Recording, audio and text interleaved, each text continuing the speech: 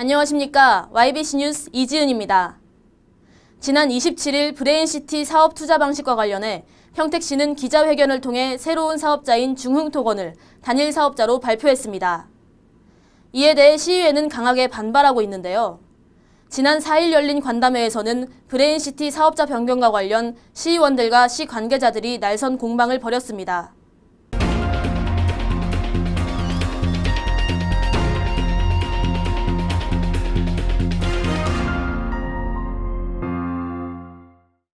(4일) 오후 2시 평택시의회 3층 대회의실.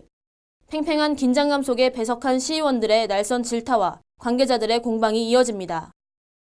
의원들은 시공사 측의 사업이 제대로 진행될 수 있는지 여부를 판단할 수 있는 재무구조표와 주민들의 보상 비용과 관련한 두 가지 핵심 자료를 요구했습니다. 그러나 평택도시공사와 중흥토건이 자료 제출과 관련 공개 불가 입장을 밝히자 의원들은 강하게 반발했습니다. 매몰 비용 관계되는 사항에 대해서는 우리 평택시나 도시공사의 권한이 아닌 것 같고요. 아까 얘기했지만 매몰 비용 시행사와 중흥건설 측 간에 쌍방이 협의해서 종결된 사항이었었고. 큰 소리 뻥뻥 치지만 중흥건설이 끝까지 간다는 것을 담보해보라 이거예요. 그러면 거기에 따라서 재무 구조도 좀 알고 싶고 중흥건설도 제가 질문할 텐데. 이 사업의 중간에 포기되고 있을 때에 나타난 현상은 정말 의원들은 단일건설사로 중흥건설이 선정된 것과 관련 리스크가 너무 큰 점을 한 목소리로 지적했습니다. 계속해서 이병배 의원이 현금 동원 능력과 관련 중흥토건이 제출한 자료에 대해 의구심을 드러냈습니다. 이렇게 내셨던 모양이죠. 이게 자금, 현금 동원 능력이 된다고 이걸 입증하려고 내셨던 모양이죠. 근데 저는 참 이해를 못하겠어요. 이거 잔고 증명서 내 돈 빼가면 빵원이에요, 그죠? 7천억 빼가면.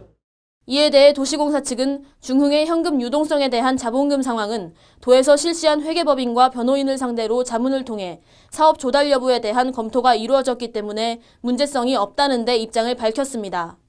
2017년, 18년, 19년 전체 사업지구에 대한 중흥의 자료를 자금 부담을 통해서 직접 회계법인에 확인을 했고요.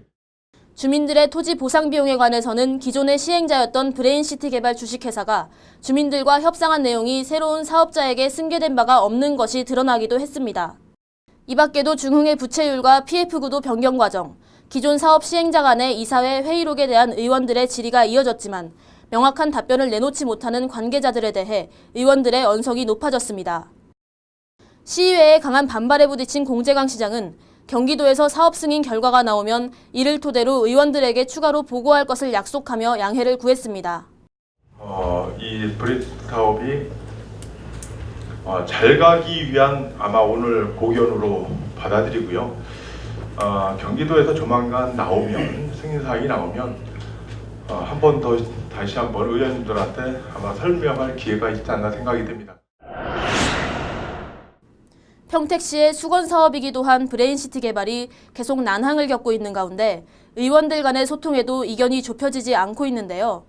한가닥 기대를 모았던 이날 간담회에서는 그러나 사업의 시행자 교체와 관련한 명확한 설명과 보상 과정에서 불거질 수 있는 문제에 대한 투명한 답변조차 제대로 청취하지 못한 채 마무리되었습니다.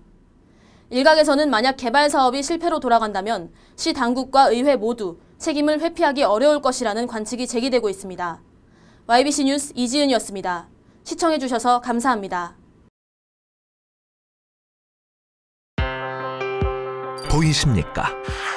21세기 동북아 물류의 전초기지 평택항, 삼성 고덕산업단지, LG 진위 2산업단지 등 평택은 세계 인류 기업들과 함께하고 있습니다.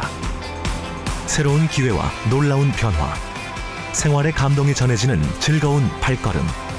평택이 시민과 함께 대한민국 신성장 경제 신도시로 더 새롭게 발전합니다.